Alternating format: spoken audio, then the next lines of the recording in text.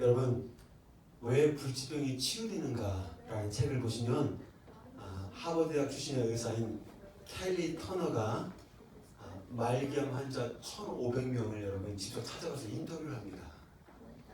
그들은 병원에서 치료를 이미 포기한 사람들입니다. 근데 모두가 불치병에서 치유받고 다 회복된 사람들입니다. 그래서 켈리 터너 의사는 어떻게 그들이 기적적으로 치유받았는지 완치받았는지 그것을 분석하고 또 그 내용을 다 적어서 이제 책을 쓰게 되는데, 놀랍게도 어떤 일인 줄 알아요, 여러분? 그들에게 10가지 공통적으로 실천하는 것들이 있음을 발견하게 되었습니다. 이 책은 10가지 실천법, 불치병에서 1,500명 한 명도 빠짐없이 병원에서는 포기했지만 완전 치유받은 사람들의 이야기를 이야기해주고 있는데, 10가지 실천법을 얘기해주고 있는데 그 중에 몇 가지를 소개하고 하는데요. 여러분 알고 싶은가요? 네. 예를 들면 이렇습니다. 첫 번째, 내가 왜 이 불치병에서 반드시 살아야만 되는가 라는 동기를 가진 사람들입니다. 내가 왜 이 불치병에서 살아야만 되는가, 그 강력한 동기를 발견한 사람들이고요. 두 번째는 사람들에게는 여러분 볼 수 없지만 그 가슴 안에 마음 안에 뭐가 있습니까? 억눌린 감정들이 있습니다. 근데 그 억눌린 감정들을 표현하고 이것을 해결한 사람들입니다. 자신에게 있는 상처와 아픔들을 그냥 내버려두지 않고 표출했다는 것입니다. 그 다음 세 번째는요, 사랑과 감사와 기쁨을 통해서 암을 억제하는 유전자를 활성화시킨 사람들입니다. 너무 성경적이지 않습니까? 사랑과 감사와 기쁨의 마음을 통해서 사랑하고 감사하고 기뻐할 때에 어떻습니까? 암에 대한 유전자를 억제시키는 역할을 해줬다는 것입니다. 네 번째는 환자이기 때문에 나는 아파, 그러니까 집에서만 있으려고 하지 않고 어떻게 합니까? 오히려 주변 사람들과 사랑과 감사와 기쁨을 나누며 사회적 관계를 계속해서 가져갔던 사람들입니다. 그리고요, 다섯 번째는 설탕이나 가공식품을 줄이고 자연 친화적 식품으로 식탁의 변화를 시킨 사람들입니다. 할렐루야. 그리고 여섯 번째, 즐거운 운동과 충분한 수면으로 몸의 기능을 회복시켜 나가는 사람들입니다. 이외에도 몇 가지가 더 있는데 더 알기를 원하시면 저에게 오시면 제가 개인적으로 알려드리겠습니다. 근데 여러분, 여기서 참 중요한 것은 무엇이냐면 첫 번째부터 세 번째까지는 무엇입니까? 전부 다 몸을 관리하는 내용들입니다. 그런데 7가지에 대한 부분들은 전부 다 보이지 않는 내면, 그 마음을 관리하는 것임을 우리가 볼 수가 있습니다.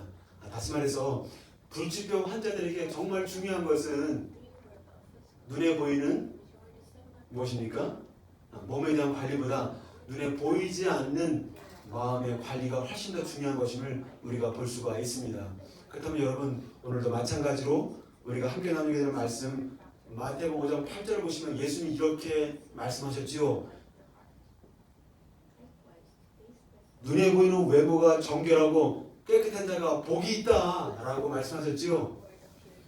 네, 그렇게 말씀하시지 않고 뭐라고 하니까 눈에 보이지 않는 내면, 그 마음이 청결한 자가 복이 있나니 그들이 하나님을 볼 것이다 라고 우리에게 말씀해 주셨습니다. 그렇다면 진정으로 마음이 청결한 것이 무슨 말이고 또 하나님을 본다는 것이 무엇인지 함께 나눴으면 좋겠습니다. 제일 먼저 마음이 청결하다는 의미가 무엇일까요? 여러분, 지금 밖에 무엇이 왔습니까? 지금 밖에 봄이 왔습니다. 봄이 오면 가장 빨리 피는 꽃 중에 한 가지가 있는데 그게 무슨 꽃인지 아세요, 여러분? 개나리. 사진 한번 보여줄까요? 이게 바로 민들레 꽃입니다. 여러분, 민들레 꽃을 보시면 특징이 있는데요. 여러분 잘 보세요. 민들레 씨앗이 바람이 불어서 사방으로 이렇게 막 흩어지잖아요. 그렇죠? 그러나 민들레 꽃의 본질과 정체성은 나누어지지 않고 딱 하나라는 거예요. 이 씨가 어디로 날아가서 심겨지든지 간에 반드시 민들레 꽃을 피워냅니다. 할렐루야. 그러니까 두 번째 여러분, 민들레 꽃은 어떤 특징이냐면 햇빛이 막 쬐잖아요. 그럼 민들레 꽃이 막 이렇게 피어납니다. 그리고 햇빛이 지잖아요. 그러면 민들레 꽃 잎도 시들시들해집니다. 이게 무슨 말입니까? 민들레 꽃은 태양 쪽을 향하여서 계속해서 반응하는 것임을 우리가 볼 수가 있습니다. 아울러 여러분 민들레 꽃의 의미가 무엇인지 아세요, 여러분? 민들레 꽃의 의미가 무엇입니까? 어려운 질문이네요. 민들레 꽃의 의미가 있다면 그것은 무엇이냐면 그것은 바로 일편단심입니다. 할렐루야. 일편단심 민들레야 이거. 일편단심은 한 마음을 말하고 나누어지지 않는 마음을 말하고 있습니다. 따라서 오늘 여러분 성경에서 말씀하는 청결한 마음이 무슨 마음인가? 이 마음은 여러분 두 마음이 아닌 마치 민들레 꽃과 똑같습니다. 두 마음으로 흩어지지 않고 한 마음, 일편단심, 나뉘지 않는 마음, 그것이 바로 성경에서 말하는 청결한 마음을 우리에게 말해주고 있습니다. 사진을 보여주시면 여러분들도 가보셨죠? 여러분 영화 보셨나요? 왕과 함께 사는 남자. 개봉한 지 한 달 만에 1000만 곡이 넘었다는 것은 여러분 반드시 보셔야 된다는 거예요. 이 영화를 보시면 어문교 역할을 했던 유해진의 연기가 재미있기도 하고 그리고 참 감동이 되었습니다. 근데 제가 유해진을 잘 서치를 해보니까 제 중학교 2년 선배더라고요. 보니까 청주 사람이에요. 청주 사람. 근데 어문도는 외로운 단종의 아주 좋은 말동무가 되어줍니다. 그리고 단종의 시신을 거두는 자는 어떻게 3대까지 멸하겠다라고 선포합니다. 네, 그럼에도 불구하고 어떻게 합니까? 이 어문도는 그 두려움을 마다하고 어떻게 합니까? 그 단종의 시신을 거두어서 끝까지 책임을 지고 그리고 장례를 치러줍니다. 여러분 이게 어떻게 가능할까요? 단종을 향한 일편단심이 아니고서는 불가능한 일인 것입니다. 그다음 또 한 가지 역할이 나오는데요. 단종의 궁녀로 역할을 했던 누구입니까? 매화로 역을 했던 전미도 여러분 기억나십니까? 단종을 아주 어릴 때부터 보살펴줍니다. 단종이 유배지를 떠날 때 어떤 일이 벌어집니까? 모든 궁녀들이 단종을 다 떠납니다. 네, 그럼에도 불구하고 이 매화는 어떻게 합니까? 단종을 끝까지 모십니다. 그리고 유배지가 어떤 자리입니까 여러분? 거기서 살다가 죽으라는 거거든요. 유배지는 다른 것이 아니라 그렇게 살다가 너는 사라져라 이거거든요. 유배지로 가는 것 자체가 죽음이 기다리는 땅임에도 불구하고 이 궁녀가, 이 매화가 끝까지 따라가서 어떻게 합니까? 단종의 객실을 지켜줍니다. 이것은 왕을 향한 일편단심이 아니고서는 그렇게 할 수 없는 행동을 우리에게 보여주고 있습니다. 따라서 오늘 마태복음 5장 8절에서 말씀하고 있는 청결한 마음이 무엇인가? 마음이 청결한 자가 누구인가? 한마디로 무엇일까요? 일편단심입니다. 할렐루야. 시편 24편 4절 한번 우리가 한번 볼까요? 시작. 내가 여호와께 바라는 한 가지 일 그것을 구하리니 내가 내 평생의 여호와의 집에 살면서 여호와의 아름다움을 바라보며 궁전에서 사모하는 그것이라. 우리가 읽었던 시편 27편 말씀은 어떤 말씀입니까? 다윗이 광야에서 정말 수많은 원수들에게 쫓김을 받을 때 지었던 시편입니다. 그러면 제가 다윗이라면 어떤 마음이 들까요? 수많은 원수들이 달라붙고 있으니 어떻게 될까요? 하나님, 저 원수들을 정말 죽여주십시오. 저 원수들을 복수를 갚아주십시오. 라고 얼마든지 다른 많은 기도 제목을 낼 수가 있었지만 오늘 고백을 뭐라고 합니까? 다윗이 하나님께 간구했던 단 한 가지 일은 오직 하나님을 바라보며 사모하는 일편단심의 마음을 구했던 것입니다. 할렐루야. 다윗의 삶 속에서 오직 하나님을 사모하는 일편단심의 마음이 여러분에게도 임하기를 저는 축복합니다. 두 번째로 마음이 청결하다는 의미가 무엇일까요? 원래 청결하다는 원어적인 의미는 여러분 카다로스, 그러니까 나누어지지 않는 한 마음을 말하는 거거든요. 여러분 카타르시스 있죠? 한 가지 나누어지지 않는 마음이 쑥 들어올 때 카타르시스가 일어난다는 거예요. 거기서 나오는 거거든요. 일편단심의 마음인데 두 번째 의미는 어떤 마음이냐면 흠이 없는 마음을 말해주고 있습니다. 같이 한번 요한계시록 21장 27절 같이 한번 읽겠습니다. 시작. 무엇이든지 속된 것이나 가증한 일 또는 거짓말하는 자는 들어가지 못하되 오직 어린 양의 생명책에 기록된 자들만 들어가리라. 무엇인지 속된 것이나 가증한 일, 속된 것은 뭡니까? impure, unclean, 순수하지 않거나 더러운 것을 말하는데요. 누구든지 더러운 일이나 가증한 사람이나 거짓말하는 흠 있는 자들은 어디에? 하나님 나라에 들어갈 수가 없다고 선포합니다. 흠이 있는 자, 더러운 자, 순수하지 못한 자는 한 명도 빠짐없이 하나님 나라에 들어가지 못한다고 우리가 말씀하시는데, 구약성경 레위기 1장 3절 한번 보겠습니다. 시작. 그 예물이 소의 번제이면 흠없는 수컷으로 여호와 앞에 기쁘게 받으시도록 드릴지니라. 제가 레위기 1장을 읽으면서 가장 많이 반복되는 단어를 발견했다면 그것은 바로 무엇일까요? 그것은 바로 흠없는, 계속 흠없는 수컷, 흠없는 염소, 계속 흠없는 단어가 눈에 들어옵니다. without blemish라는 단어인데요. 이것은 어떤 의미냐면 온전한, 결함이 없는 이런 뜻을 가지고 있습니다. 네, 이스라엘 백성들은 하나님께 어떤 제물을 드렸을까요? 어떤 짐승을 드렸나요? 병든 짐승, 또 저는 짐승, 또 어떤 짐승이요? 눈먼 짐승을 드렸다라고 말씀하고 있습니다. 그렇다면 이스라엘 백성들이 하나님께 병든 짐승, 저는 짐승, 또 눈먼 짐승을 버렸다는 그 의미가 무엇을 말해주고 있을까요? 입술로는 하나님을 사랑한다고 고백했지만 진짜 그들의 마음이 더럽고 부패한 것을 우리에게 보여주고 있는 것입니다. 이사야 선지자가 말하잖아요. 그들이 나를 사랑한다고 입술로 고백을 한다는 거예요. 근데 마음을 딱 들여다보면 그 안에 뭐가 있습니까? 하나님을 사랑함이 없음을 주님에게 말씀하신다는 거예요. 하나님 뭐라고 합니까?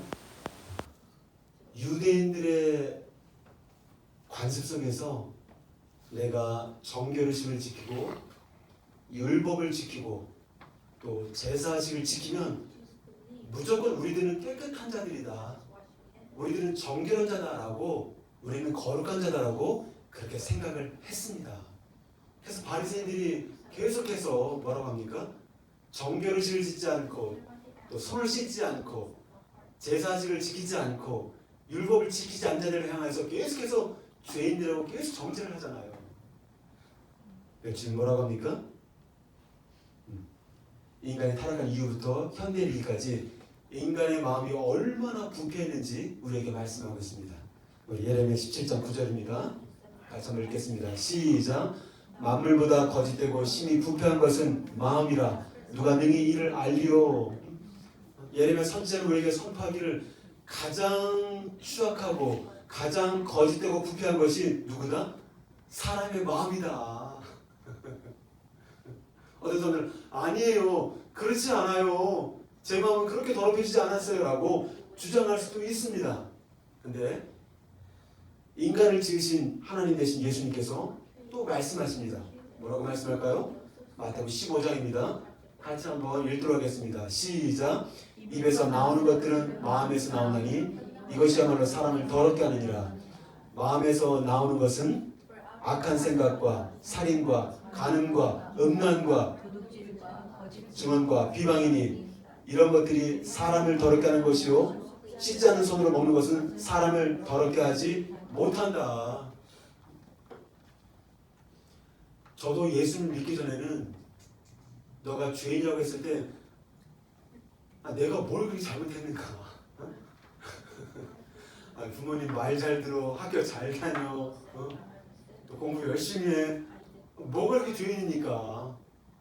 그런데 인간의 마음만큼 그렇게 부패하고 썩은 것은 없다라고 주님에게 말씀하십니다. 여러분, 물에 빠져서 헤어져거리고 죽어가는 사람들을 자기 스스로 구할 수가 있을까요? 구할 수가 없지요. 마음이 부패한 사람들이 자기 노력으로 자신의 마음을 깨끗하고 청결하게 할 수 있지요. 어떤 사람도 부패한 마음을 청결케 하는 사람은 한 명도 없다고 말씀합니다. 그래서 성경은 뭐라고 얘기합니까? 이 세상에 의인은 없나니 한 명도 없다. 어떻게 한 명도 없을 수 있겠습니까? 수십억 명의 사람들이 있는데 어떻게 한 명도 의인이 없다고 성경이 진단하고 있습니까? 이게 진짜입니까, 여러분? 그렇다면 이런 부패한 마음에서 어떻게 마음의 청결한 삶이 가능할까요? 우리 시편 51편 한번 같이 읽겠습니다. 시작. 하나님이여 내 속에 정한 마음을 창조하시고 정직한 영을 새롭게 하소서. 다윗이 언제 이 시편을 쳤을까요? 그렇죠. 밧세바를 범하고 난 다음에 회개하는 다윗의 시가 등장하는데 뭐라고 기도합니까? 하나님이여 내 속에 정한 마음을 창조하시고 내 안에 정직한 영을 새롭게 하소서. 다윗은 범죄하고 나서 어떻게 기도합니까? 하나님 나에게 한 번만 더 기회를 주시면 내가 내 마음을 잘 고쳐먹겠습니다. 하나님 내게 한번 기회를 주십시오. 그러면 내가 내 마음을 잘 고쳐먹어서 착하게 살겠습니다. 이렇게 기도하지 않고 어떻게 합니까? 다윗은 마음에 정결케 하시는 주도권을 누구에게? 하나님께 올려드렸습니다. 그래서 정한 마음은 clean heart, 깨끗한 마음인데요. 하나님이여 내 속에 깨끗한 마음을 창조해 주세요. Create in me a clean heart. 내 안에 깨끗한 마음을 창조해 주십시오. 여기서 create in이라고 하는 창조하다는 단어는 뭡니까? 바라라고 하는 뜻인데 하나님의 태초에 천지를 창조하신다 할 때 이 창조하다는 단어는 누가 주어가 되어야 됩니까? 사람이 주어가 될 수가 없어요, 여러분. 누가? 하나님이 되셔야 됩니다. 그런데 오늘 다윗이 create in me a clean heart, 청결한 마음을 내 안에서 창조해 주십시오. 왜 이렇게 기도했을까요? 사람의 마음을 깨끗하고 청결케 하시는 분은 오직 하나님 한 분이십니다. 할렐루야. 따라서 하나님께서는 우리의 부패한 마음을 정결케 해주시고 또 깨끗한 마음을 주시기 위해서 어떻게 하시면 새 언약을 맺으셨는데 우리 에스겔서 한번 읽겠습니다. 시작. 또 새 영을 너에게 두고 새 마음을 너에게 주되 내 육신에서 굳은 마음을 제거하고 부드러운 마음을 줄 것이며. 보세요. 하나님께서 부패하고 강박한 마음을 아셨기 때문에 어떻게 새 영, 곧 성령님을 통해서 굳은 마음을 제거하고 그 대신에 무슨 마음? 부드러운 마음, 깨끗한 마음, 청결한 마음 주신다고 약속해 주셨습니다. 할렐루야. 오늘 주님이 여러분께 부르십니다. 여러분 새 영을 받으셨습니까? 여러분 성령을 받으셨습니까? 우리 고린도서 3장 16절 같이 한번 읽겠습니다. 시작. 너희는 너희가 하나님의 성전인 것과 하나님의 성령이 너희 안에 거하시는 것을 알지 못하느냐. 누구든지 다시 한번 읽겠습니다. 시작. 너희는 너희가 하나님의 성전인 것과 하나님의 성령이 너희 안에 계시는 것을 알지 못하느냐. 여러분 가운데 여러분의 새 영을 받고 성령님이 여러분 가운데 내주하고 있다면 주님은 여러분들의 마음이 청결한 자로 보신다는 거예요. 때로는 깨끗지 않은 마음 같기도 하고 때로는 위선적인 마음 같은 것 같기도 하고 때로는 간사한 마음처럼 느낄 때도 있겠지만 하나님의 성령이 누구든지 내 안에 거하고 있다면 하나님께서 그 마음을 정결한 마음이다라고 보신다는 것입니다. 할렐루야. 할렐루야. 여러분 정결한 마음은 여러분의 노력이나 결심으로 이루어지는 것이 아닌 것입니다. 할렐루야. 어떻게 하나님의 창조로만 이루어지는 것입니다. 할렐루야. 그래서 우리 마틴 로이존스 목사님은 8번 강해에서 어떻게 말합니까? 정결한 마음을 가지는 유일한 길이 있다면 그것은 성령님이 우리 안에 오셔서 마음을 깨끗해 하시며 또 오로지 성령님이 내주만 가능하다고 우리에게 말씀해주고 있습니다. 할렐루야. 우리 성령님이 부어주신 새 마음과 정결한 마음으로 하나님을 보는 은혜가 있기를 축복합니다. 아멘. 아멘. 인간의 마음처럼 부패한 것이 없는데 내가 이 부패한 마음이 있다는 것을 인정할 때에 청결한 마음을 가질 수 있는 기회가 주어지는 것입니다.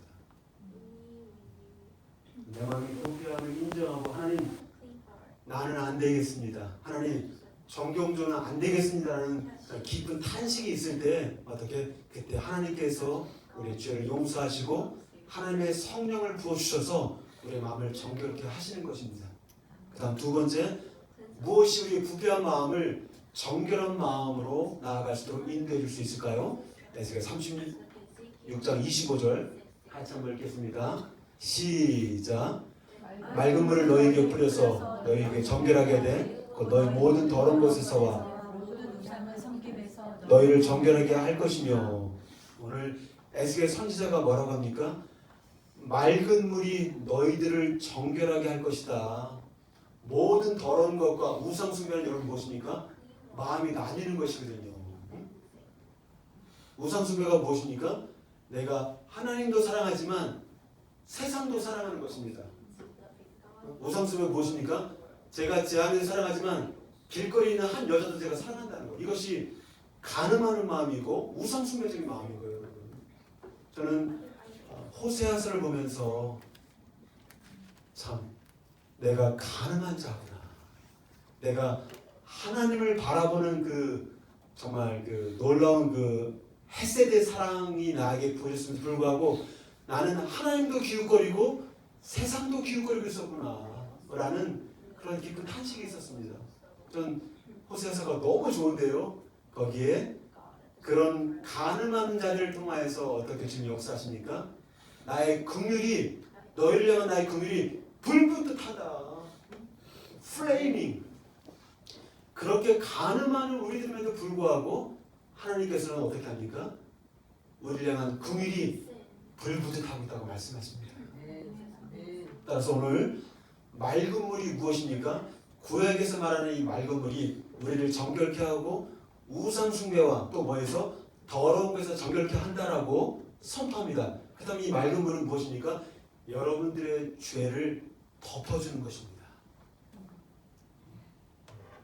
그렇다면 신약시대에 와서 이 맑은 물이 구약에서 말씀하신 이 그림자인데 진짜 실상은 진짜 맑은 물의 빛이 무엇일까요? 인간의 모든 죄가 씻어지는 예수의 피를 말씀하는 겁니다. 할렐루야. 할렐루야. 따라서 구약에서 맑은 물이 눈에 보이는 외적인 정결을 의미해주고 있다면 신약시대에서 예수의 보혈은 여러분 마음의 정결을 의미해 주는 것입니다. 할렐루야. 그래서 예수의 피가 우리에게 뿌려질 때 그 마음이 정결하게 되는 것입니다. 우리 히브리서 10장 22절 같이 한번 읽겠습니다. 시작. 우리 마음에 받아 악한 양심부터 벗어나고 몸은 맑은 물로 씻음을 받았으니 참마음과 온전한 믿음으로 하나님께 나아가자. 뭡니까? 마음의 뿌림을 받아 마음의 피 뿌림을 받는 거예요. 여러분. 누구의 피? 예수의 피가 뿌려지면 우리가 악한 양심으로부터 자유케 되는데 여러분 마음과 양심이 어떻습니까? 마음이 근원이라면 양심은 거기서 나오는 열매인 거예요. 그래서 마음과 양심은 함께 가는 거예요. 마음이 더러워지면 양심도 더러워지는 거예요. 마음이 깨끗해지면 양심도 깨끗해지는 것입니다. 따라서 우리 부패한 마음에 예수의 피가 뿌려지자 그 결과로 악한 양심에서 자유케 되는 것이고요.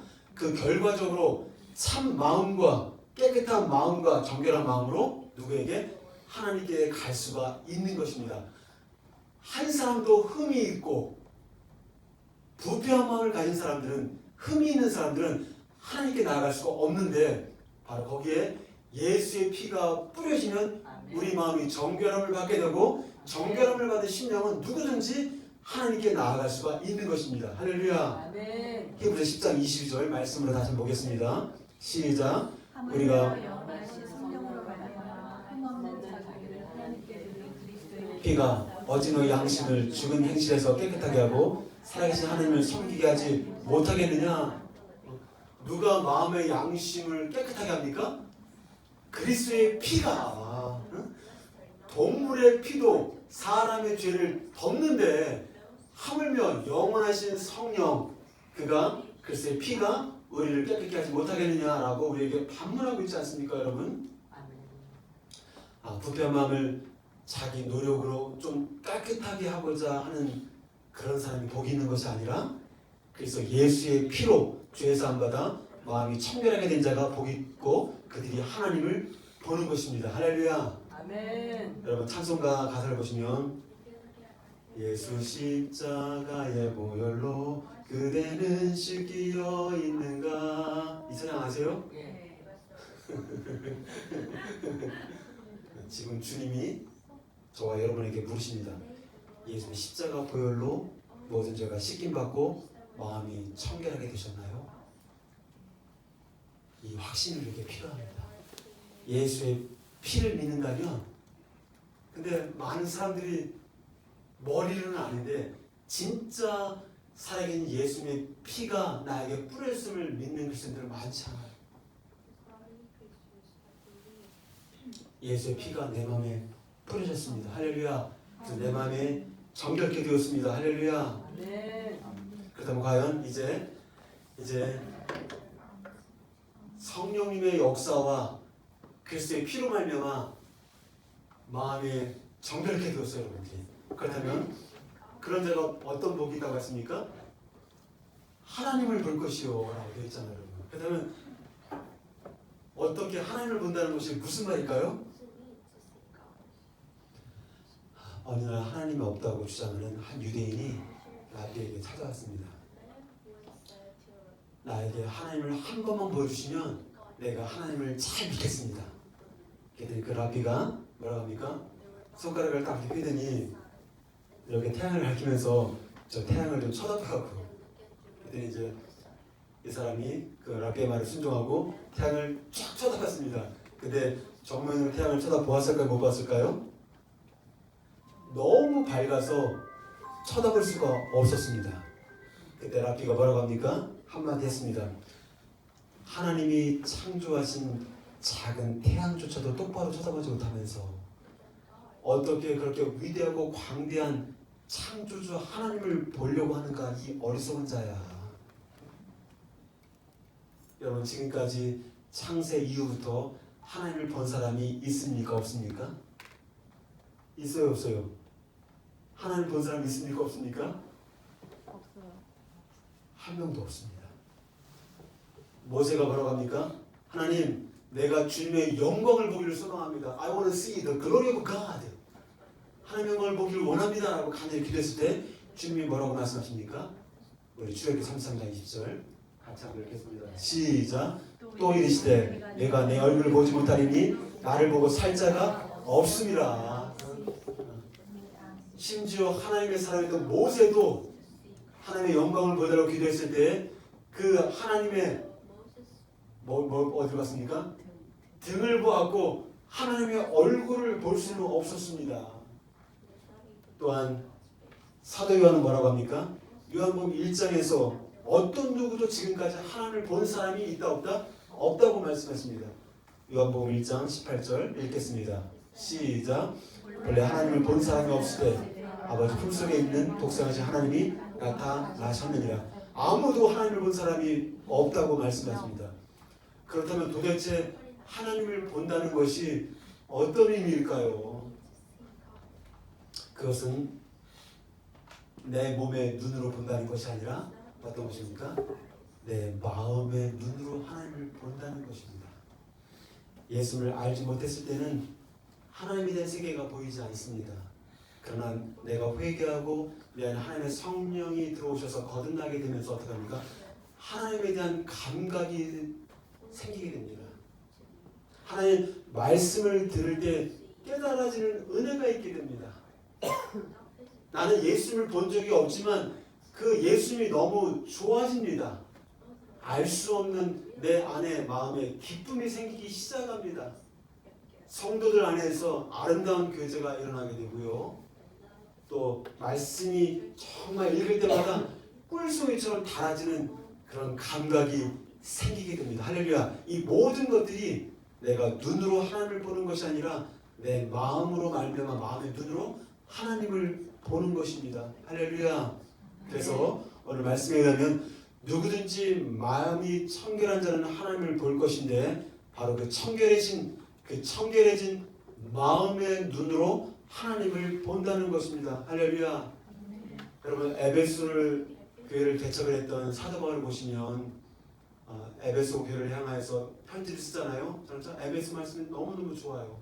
기도할 때마다 사실 에베소 말씀이 계속 생각이 납니다. 1장부터 6장까지 좀 보석과 같은 말씀들이 너무 많이 들어가 있습니다. 근데 이 에베소 교인들을 향하여서 사도 바울이 지금 어디에서 어두운 감옥에서 바닥이 서늘하게 차가운 바닥에 무릎을 꿇고 에베소 교인들을 위해서 기도하게 되는데 어떻게 기도합니까? 지혜와 계시에 하나님께 기도하기를 지혜와 계시의 영이 이들에게 임하게 달라고 하면서 하나님을 알게 해달라고 기도를 합니다. 그렇죠 여러분? 그렇죠? 구체적으로 어떻게 기도하는지 1장 18절 같이 한번 읽겠습니다. 시작. 너희 마음의 눈을 밝히사 그의 부르심의 소망이 무엇이며 성도 안에서 그 기업의 영광의 풍성 그의 힘의 위력으로 역사하심을 따라 믿는 우리에게 베푸신 능력의 지극히 크심이 어떠한 것을 너희로 알게 하시기를 원하노라 구하노라. 여러분 1장 18절을 보시면 어떻게 시작합니까? 마음의 눈을 밝히사 마음의 눈을 열어달라고 기도합니다. 이미 하나님을 믿고 있는 성도들인데 그들에게 마음의 눈을 열어달라고 기도하면 어떻게 합니까? 마지막을 어떻게 마무리합니까? 너희로 보게 하시기를 원하노라 라고 해야 맞는 것 같아요. 왜냐면 마음의 눈을 열었기 때문에 봐야 될 거 아니에요 여러분. 마음의 눈을 열었다면 하나님을 봐야 될 거 아니에요 여러분. 그런데 사도 바울은 그렇게 마무리하지 않고 어떻게 마무리합니까? 너희로 알게 하시기를 구하노라. 여기서 알게 하다 이것은 그냥 지식적인 어떤 알미 아니라 기노스코 정말 뭡니까? 경험에서 알아가는 그 알을 말하는 거예요. 하나님을 힘써 알아갑시다 했을 때 그냥 지식적으로 하나님을 아는 것이 아니라 진짜 경험적으로 하나님을 알아갑시다라고 얘기를 하고 있는 거예요 여러분. 그러면 이게 바로 무엇입니까? 마음의 눈으로 하나님을 본다는 의미와 마음의 눈으로 하나님을 알아간다는 것이 똑같은 말이라는 거예요. 결과적으로 마음의 눈으로 하나님을 본다는 것은 영이신 하나님을 인격적으로 알고 경험하는 것을 말하는 것입니다. 할렐루야. 아멘. 여러분들은 오늘 마음의 눈으로 하나님을 보고 계시나요? 여러분의 마음의 눈으로 예배 가운데 하나님을 보고 계신가요? 한 청년의 이야기를 한번 사진 보여주세요. 소개하고자 합니다. 아시는 분은 좀 아실 때 크리스토퍼 더플리라고 하는 청년, 지금은요 굉장히 큰 청년이 되었습니다. 지금은요 이 청년은 아주 태어날 때부터 아주 어렵게 태어났는데 어떻게 태어났는지 아세요 여러분? 부모님 두 사람이 다 마약 중독자였습니다. 그래서 어떻게 보면 10달이 되어서 태어나야 되는데 거의 한 7개월 정도인가요? 다 채워준다고 미숙한 조선아로 태어납니다. 아주 너무 일찍 태어나는 거죠 아이가. 그러면서 그 후유증으로 말미암아 시력을 잃게 되고 눈을 볼 수 없는 채로 태어나게 됩니다. 하지만 세상에 태어나서 한 번도 세상을 본 적이 없던 것이었죠. 그런데 하나님께서 그에게 다른 눈을 주셨는데 그것이 바로 마음의 눈이었습니다. 할렐루야. 어느 날 이 청년이 이제 초등학교 1학년 되기 전까지는 말을 거의 한마디도 못했다고 합니다. 그런데 초등학교 1학년 때 입을 열어서 처음으로 노래를 하기 시작했는데 그 노래가 바로 무엇이냐면 그것이 Open the eyes of my heart, Lord, I want to see you. 내 마음의 눈을 열어 주소서. 내가 주님을 보기를 간절히 소망합니다. 말을 할 수 없었던 이 청년이 제일 먼저 말을 했을 때 주님께 간구하기를, 나 같으면 그랬을 것 같아요. 여러분, 하나님 내 눈을 좀 뜨게 해주십시오. 내가 세상을 볼 수 있도록 눈을 좀 고쳐주십시오 라고 기도의 정상이 아니겠어요 여러분? 그런데 제일 첫 마디로 입을 열어서 말했던 고백이 Open the eyes of my heart. 내 눈을 열어주소서. I want to see you. 내가 당신을 보기를 원합니다. 내 마음의 눈을 열어주시면 그 마음의 눈으로 누구를? 하나님을 보기를 소망합니다. 그래서 이 청년이 찬양을 부르는 모습은 수없이 많은 사람들에게 유튜브를 통해서 감동을 줬습니다. 왜 그렇게 감동이 되었을까요? 왜냐하면 그는 보이진 않지만 하나님을 마음의 눈으로 보고 있었습니다. 할렐루야. 왜냐하면 그는 볼 수 없었지만 하나님을 경험하고 알고 있었기 때문입니다. 왜 그 찬양에 감동이 있었을까요? 그는 시각을 잃었지만 전능하신 하나님을 경험하며 그분과 동행하며 살았기 때문입니다. 할렐루야. 저와 여러분들을 한번 눈을 보십시오. 얼마나 아름답습니까 눈이.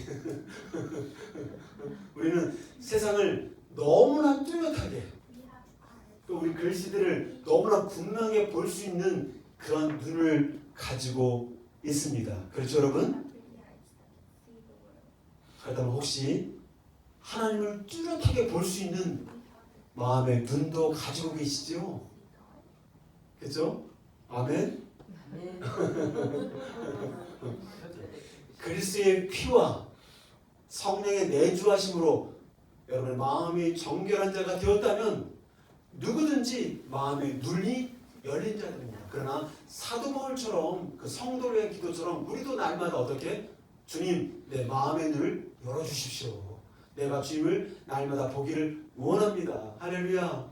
그래도 한 주간 말씀을 딱 준비해 오면서 어떤 마음이 들었냐면 제가 목회자이지만 내 마음의 눈도 많이 흐려져 있구나. 내 마음의 눈도 많이 흐려져 있구나. 주님을 사랑한다 고백을 하지만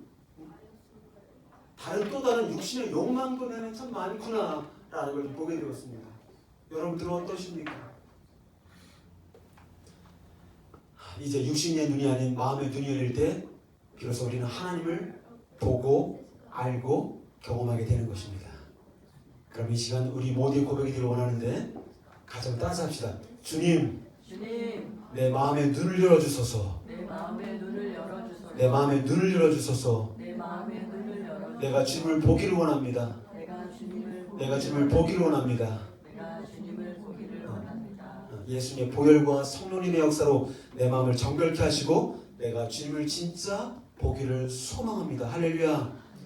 여러분 우리들 가운데 건강한 신앙생활이 정말 무엇입니까? 내 영혼이 하나님을 더 알고자 끊임없이 갈망하는 것, 이것이 건강한 신앙생활인 것입니다.